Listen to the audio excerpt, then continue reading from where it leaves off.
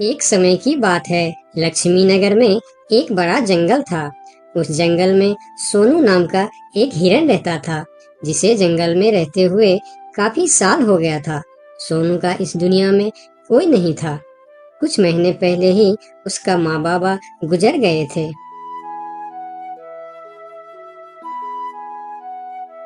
इसीलिए इस जंगल में रहते हुए उसे काफी अकेलापन महसूस होता था।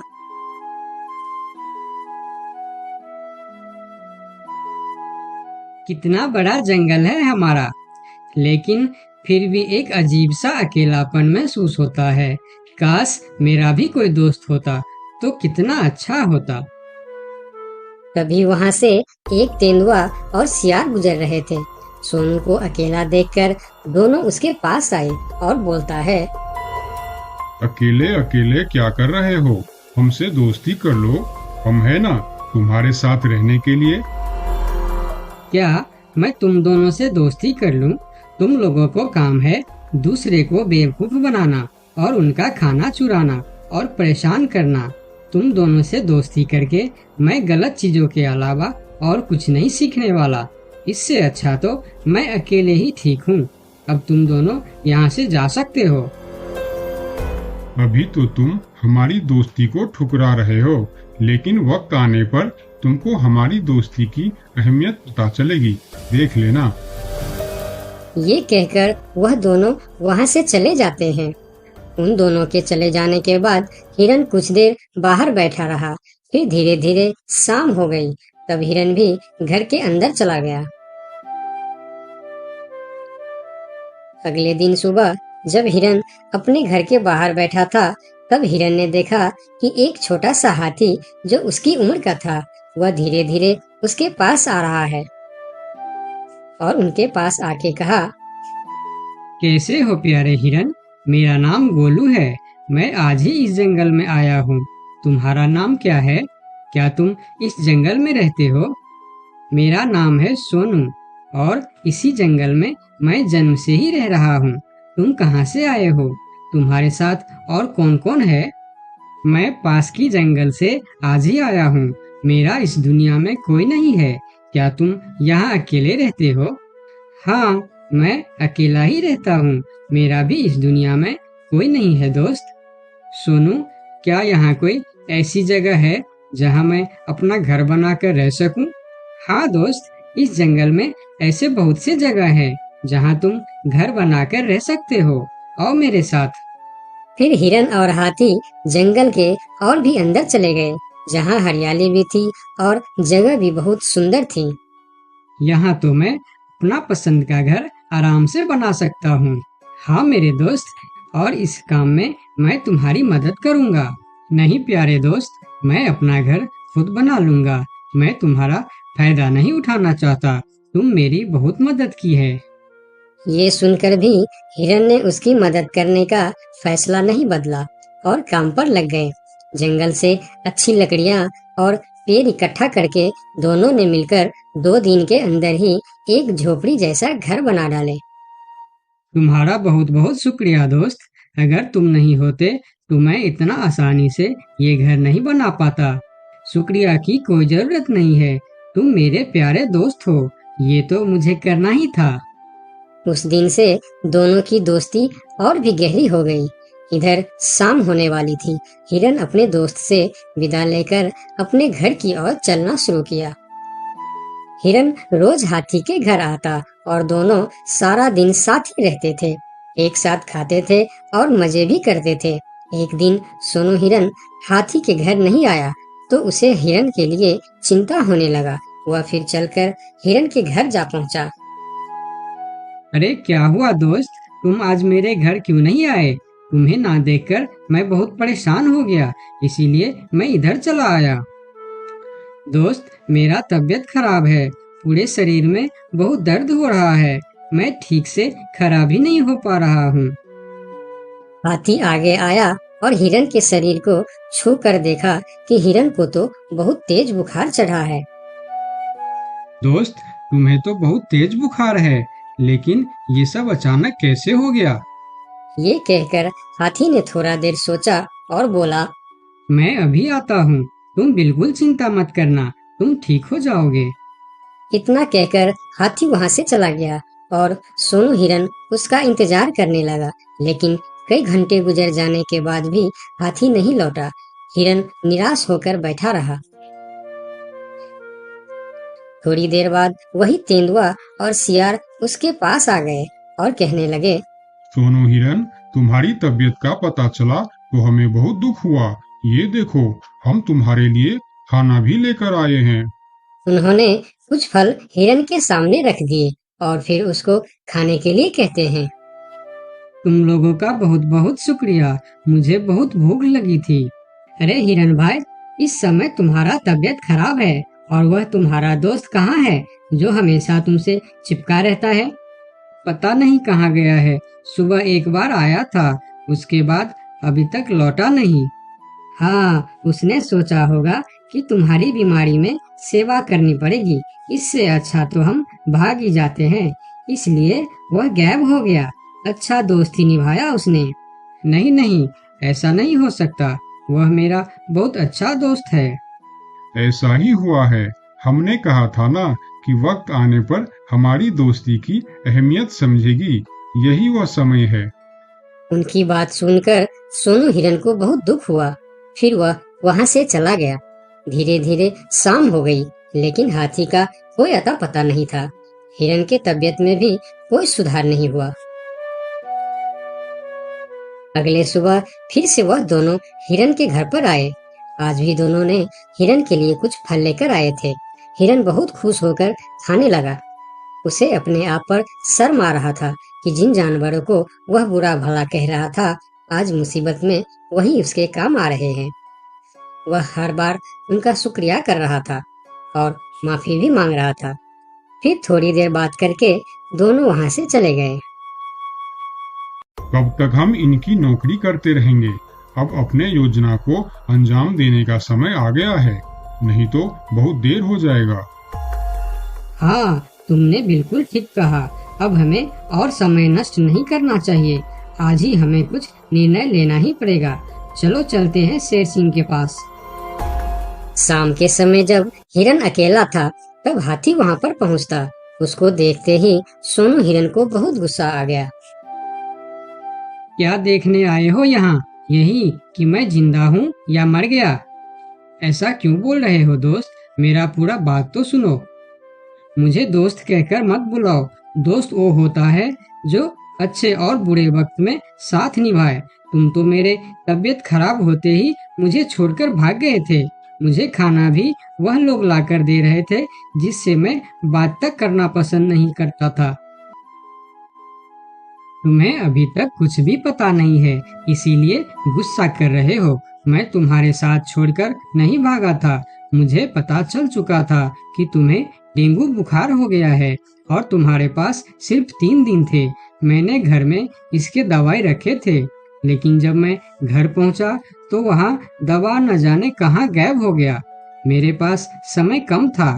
तुमको बताने वापस आता तो और देर हो जाती, इसीलिए मैं पुराने जंगल गया था। वहाँ से तुम्हारे लिए 2 दिन का सफर करके यह जड़ी बूटी लाया हूँ। इसे खा लो दोस्त, वरना सुबह तक तुम्हारा बुखार नहीं उतरा तो मैं मेरे सबसे अच्छा दोस्त खो दूंगा। ये सुनकर सोनू हिरन के आंखों में आंसू निकल आए। उसने तुरंत वह जड़ी बूटी खा ली। मुझे माफ कर दो दोस्त, न जाने मैं कैसी तुम्हारी दोस्ती पर शक कर बैठा। यकीन मानो, तुमको वापस देखकर मुझे बहुत अच्छा लग रहा है। फिर दोनों ने बातें करने लगे। इतने में सोनू को अच्छा महसूस होने लगा। फिर वह उठकर खड़ा हो गया। अरे देखो दोस्त, मैं तो बिल्कुल ठीक हो गया। तुम्हारा बहुत बहुत धन्यवाद दोस्त। दोनों घर के बाहर बातें कर रहे थे, तभी वहां पर शेर सिंह को साथ लेकर वह दोनों आ गए। तुम लोगों के साथ ये शेर सिंह यहाँ क्या कर रहा है? शेर सिंह, यही वह हिरन है जिसे हमने आपके लिए तैयार किए हैं। ये सुनकर हिरन डर गया और फिर उसको समझ में आया कि ये दोनों क्यों इसका सेवा कर रहा था। इधर शेर सिंह हिरन को शिकार करने के लिए आगे आया। तब हाथी बोला, मेरे रहते तुम लोग मेरे दोस्त को कुछ भी नहीं कर सकता। ये कहकर हाथी आगे आया और जैसे ही शेर सिंह ने हिरन की तरफ कदम बढ़ाया, हाथी ने शेर सिंह को जोर का टक्कर मारा और शेर सिंह दूर जाकर गिरा और उसकी कमर का हड्डी टूट गया और वह उठ भी नहीं पाया। यह देखकर तेंदुआ और सियार जल्दी जल्दी वहां से भाग गया। फिर उस दिन के बाद हिरन सुंदरबन के जंगल में एक ठग सियार रहता था। वह बहुत ही निकम्मा और कामचोर था। हमेशा इसी जुगाड़ में रहता कि कहीं कोई मुर्गा मिले जिसे मूर्ख बनाकर उसके साथ ठगी की जाए। एक दिन अरे बंदर भाई, कल रात में मैंने आपको सपने में देखा। अरे रहने दे सियार, तू अपना सपना अपने पास रख और मुझे जाने दे। ऐसा बोलकर बंदर चला गया। धीरे धीरे सारे जानवर सियार की हरकत को जान चुके थे, इसलिए कोई भी जानवर उसकी बातों में नहीं आता था। अब सियार समझ चुका था कि इस जंगल में उसकी दाल नहीं गलने वाली, इसीलिए वह दूसरे जंगल जाने का निश्चय किया और अगले दिन सियार अपने जंगल को छोड़कर दूसरे जंगल की तरफ निकल पड़ा। दूसरी जंगल में पहुंचते ही दिन भर जंगल का जायजा लिया और शाम होते ही एक गधे को देख उसके पास गया और रुककर बोला, गधे भाई, मैं इस जंगल में नया आया हूँ और शाम भी ढल चुकी है। क्या मुझे एक रात रुकने के लिए आपके पास शरण दे सकते हो? हाँ हाँ, क्यों नहीं। अभी तो तुम इस जंगल में नए हो और हमारे लिए मेहमान हो, और मेहमान तो भगवान के समान होते हैं। ऐसे कहते हुए गधे ने सियार को अपने पास रोक लिया और उसे सम्मान के साथ भोजन कराया। भोजन करने के बाद दोनों आपस में बातें करने लगे। सियार ने गधे से बोला, अरे गधा भाई, इस जंगल में पीपल के पेड़ के पास एक तालाब है, जानते हो उसके बारे में? हाँ हाँ, पीपल के पास एक तालाब है। वह तालाब कीचड़ से भरा पड़ा हुआ है। उसका पानी भी बहुत गंदा हो चुका है। यहाँ का कोई भी जानवर उसका पानी नहीं पीता है। सियार ने अपनी आवाज को धीमा करते हुए बोला, क्या तुम जानते हो, वह सोने चांदी का तालाब है। उसके अंदर ढेर सारा सोना और चांदी छुपा है और उस तालाब का मालिक मैं ही हूँ। सियार का बात सुन गधे ने चौंक के बोला, ये तुम क्या बोल रहे हो सियार भाई? तालाब भी कहीं सोने और चांदी का होता है? मैं भी ऐसे ही सोच रहा था। मुझे भी इस तालाब के बारे में कोई जानकारी नहीं था, लेकिन कुछ ही दिन पहले मेरे पिताजी मरने से पहले सारे संपत्ति मेरे नाम की। उसमें यह तालाब भी है और आज मैं अपनी संपत्ति देखने के लिए ही यहाँ पर आया हूँ। यकीन नहीं होता तो यह थैली में देख लो, जो मैंने अभी इस तालाब से निकाला है। सोने के गहने निकालकर गधे को दिखाया, जो उसे ठगने के लिए उसने अपने साथ लेकर आया था। गहने को देखकर गधे को सियार के बात पर विश्वास हो गया और बोला, अरे हाँ, ये तो सचमुच सोने चांदी का है। अब तो तुम बड़े ही भाग्यशाली हो, इसलिए तुम्हारे पास ये सोना चांदी का तालाब है। अब सियार मन ही मन खुश हो रहा था। उसे तो इसी बात का इंतजार था। गधा भाई, मुझे इस संपत्ति से कोई भी लालच नहीं है। मेरे पास मेरे जंगल में और बहुत सारे संपत्ति है जो मेरे पिताजी ने मेरे लिए छोड़कर गए हैं। मैं तो यहाँ तालाब बेचने के लिए आया था। सोचता हूँ तुम भले जानवर दिखते हो, क्यों ना तुमको ही यह सब बेच दूं। मुझे, यानी यह सोने का तालाब मेरा हो जाएगा और मैं इस तालाब का मालिक बन जाऊंगा। बेचारा भोला भाला गदहा सियार की चिकनी चुपड़ी बातों में बहुत आसानी से आ गया और गधा सियार से सोने का तालाब खरीदने को तैयार हो गया। दोनों के बीच 4 सिक्कों का सौदा तय हुआ। ठीक है सियार भाई, मैं अभी जाकर हिरन के पास से 4 सिक्का लेकर आता हूँ। मेरे पास अपना घर न होने के कारण मैं अपनी सारी कमाई हिरन के पास ही रखता हूँ, और जब भी मुझे जरूरत पड़ता है मैं उससे ले लेता हूँ। ठीक है गधे भाई, लेकिन ध्यान से, जंगल में किसी को इस बात का पता नहीं चलना चाहिए, वरना जंगल के सारे जानवर मेरे पीछे ही पड़ जाएंगे। ऐसा बोल सियार गधे को भेज देता है और गधा हिरण के पास जाकर अपना सिक्का मांगता है। गधे भाई, घर में सब ठीक तो है ना? आज आपको अचानक से 4 सिक्कों का क्या जरूरत पड़ गया? अरे, वह अपने जंगल में जो तालाब है ना, मैं उसे खरीद रहा हूँ। तालाब खरीद रहे हो? क्या करोगे तुम तालाब खरीद के? तालाब का तो पता नहीं, लेकिन उसमें जितना सोना चांदी है वह सब मेरा हो जाएगा। तालाब में सोना? ये तुम क्या बोल रहे हो भाई? मुझे तो कुछ भी समझ में नहीं आ रहा है। मुझे डर है कि तुम कहीं कोई परेशानी में ना आ जाओ। देखो, तुम मुझसे कुछ भी मत छुपाओ। क्या बात है? साफ साफ बताओ मुझे। हमारे जंगल में एक बहुत ही अमीर सियार आया है। ढेर सारी संपत्ति है उसके पास। और तो और, हमारे जंगल में जो तालाब है ना, जिसे हम लोग गंदा नाली समझकर उसका पानी भी नहीं पीते हैं, उस तालाब में ढेर सारा सोना और चांदी है। उसने तो मुझे उस तालाब से सोने का गहना भी निकाल कर दिखाया है। उसी तालाब को मैं खरीद रहा हूँ। हम दोनों के बीच 4 सिक्कों का सौदा हुआ है।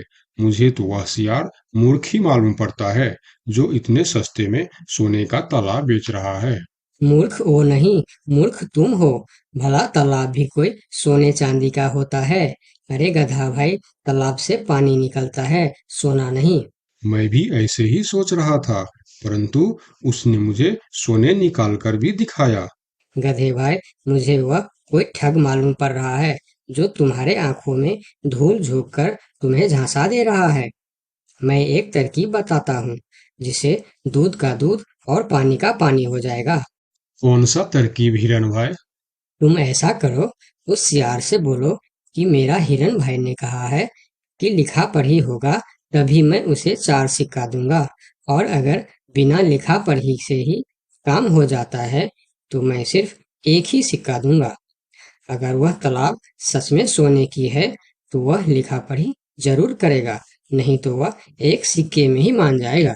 हिरण की बात सुनकर गदहा हाँ में सिर हिलाया और सिक्का लेकर सियार के पास पहुंचता। सियार भी गधे के आने के इंतजार में उतावला हो रहा था। गधा पहुंचते ही सियार से बोला, सियार भाई, मेरा हिरन भाई ने कहा है, यदि आप लिखा पढ़ी के लिए तैयार हो तो मैं आपको 4 सिक्का दूंगा, वरना बिना लिखा पढ़ी के आप एक सिक्का ले लो और मुझे यह तालाब दे दो। सियार ठग किसी तरह से जल्दी करके सिक्का लेकर वहां से जाना चाहता था। वह बोला, अरे गधे भाई, तुम बड़े अच्छे और भले मालूम पड़ रहे हो। तुमसे क्या लिखा पढ़ी कराना। चलो, तुम एक ही सिक्का दे दो। अब गधे को समझने को कुछ बचा ही नहीं था। गधे को समझ में आ गया कि सियार उसको ठगना चाहता है। ठीक है सियार भाई, कोई भी शुभ कार्य करने से पहले मुंह मीठा करना जरूरी होता है। मैं अभी लड्डू लेकर आता हूँ, आप यहीं रुको। गधा जंगल से 2-3 जानवरों को बुला लाया और सियार की जमकर धुनाई कर दी। किसी तरह सियार वहां से जान बचाकर भाग